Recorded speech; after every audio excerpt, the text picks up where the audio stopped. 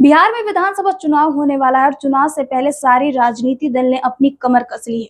ऐसे तो बिहार के राजनीति में हमेशा ही बड़े पार्टियों के बारे में चर्चा होती रहती है, लेकिन आज हम बात करेंगे छोटे पार्टी के बारे में।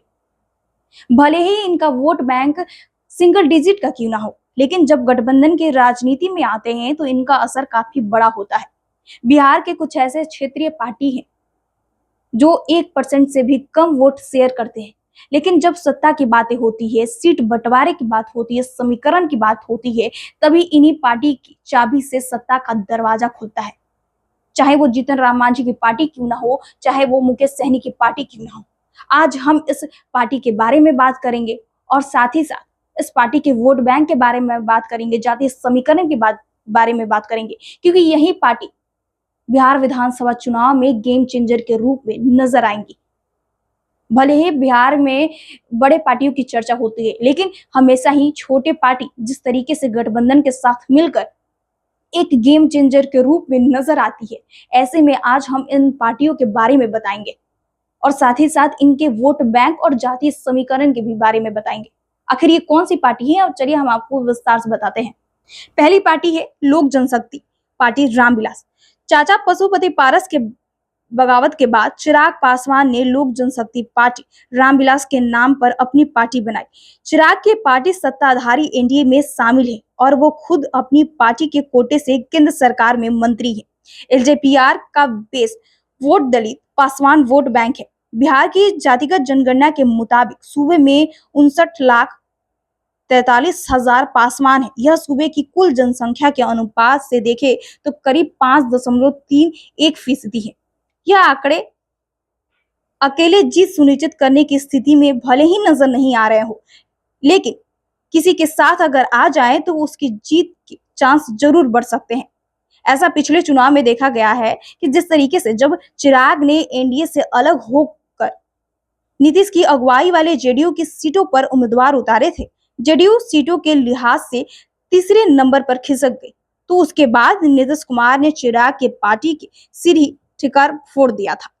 और जो दूसरी पार्टी है वो है राष्ट्रीय लोक जनशक्ति पार्टी।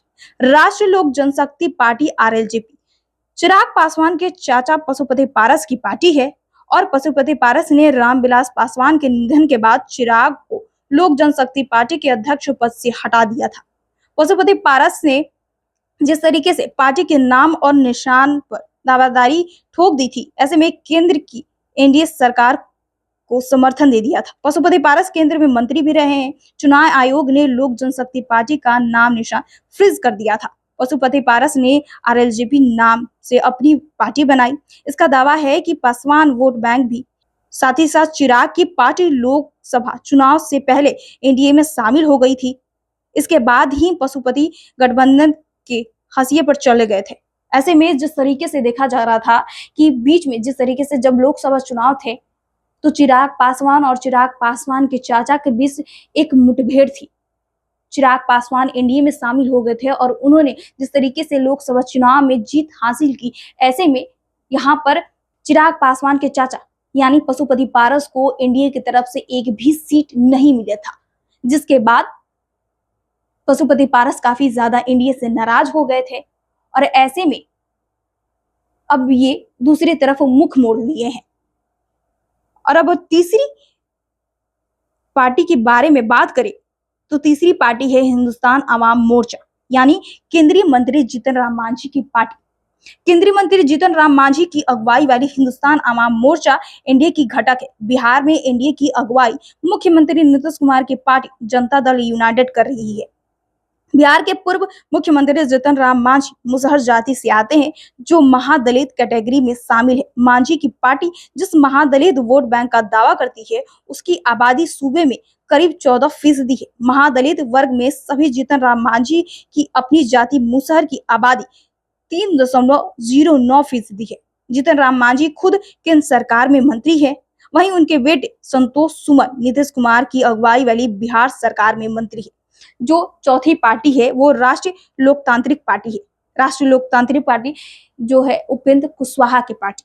केंद्रीय मंत्री उपेंद्र कुशवाहा की अगुवाई वाली राष्ट्रीय लोकतांत्रिक मोर्चा के सत्ताधारी एनडीए में शामिल है। उपेंद्र कुशवाहा कोयरी जाति से आते हैं। कोयरी मुख्यमंत्री नीतीश कुमार के लौ कुश यानी कुर्मी कुशवाहा समीकरण की एक अहम धुरी है।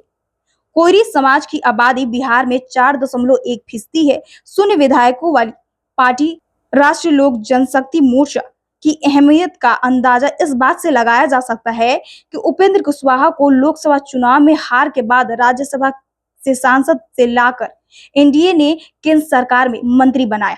और जो पांचवी पार्टी है वो पांचवी पार्टी है विकासशील इंसान पार्टी यानी वीआईपी की पार्टी मुकेश सहनी, जो अब महागठबंधन में है। और जिस तरीके से उन्होंने ये दावा किया है कि अगर 2025 बिहार विधानसभा चुनाव में महागठबंधन जीतती है तो वो डिप्टी सीएम भी बन सकते हैं। बताते चले कि मुकेश सहनी की अगुवाई वाली विकासशील इंसान पार्टी यानी वीआईपी पिछले बिहार चुनाव में एनडीए के साथ थी।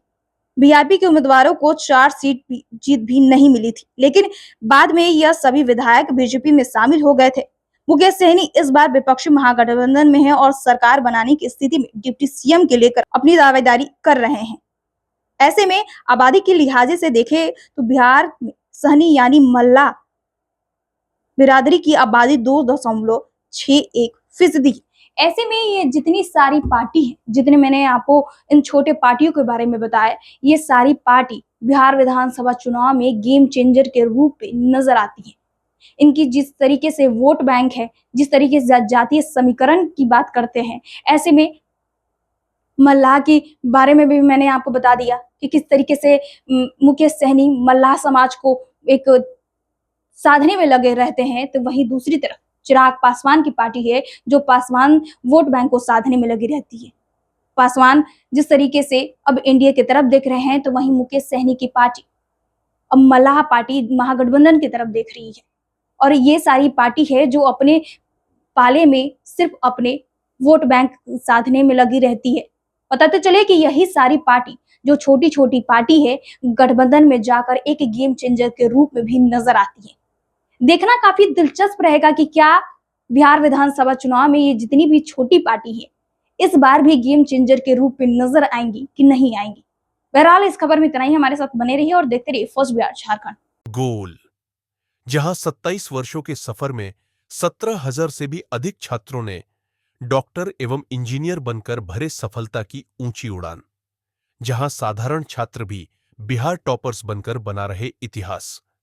दूरदर्शी शिक्षाविद श्री बिपिन सिंह के मार्गदर्शन में मेडिकल एवं इंजीनियरिंग के लाखों छात्रों के लिए आशा की किरण के रूप में गोल, द रिजल्ट फैक्ट्री।